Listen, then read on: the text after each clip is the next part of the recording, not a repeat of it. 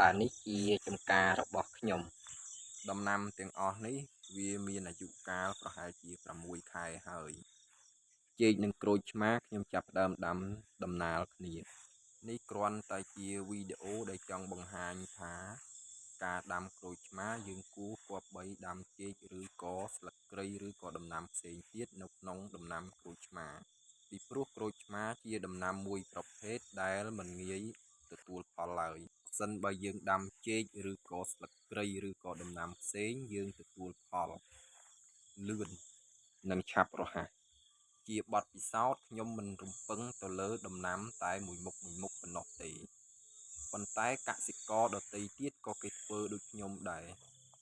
រីឯស្មៅនៅក្នុងចំការឬជុំវិញចំការជាដើមនេះក៏យើងទុកថាមានប្រយោជន៍ដែរព្រោះយើងទុកចិញ្ចឹមគោដើម្បីទទួលផលគោបន្ថែមទៀតនេះមានន័យថាយើងធ្វើចំការទទួលបានផល3ក្នុងពេលតែមួយធ្វើឲ្យយើងចំណេញពេលវេលា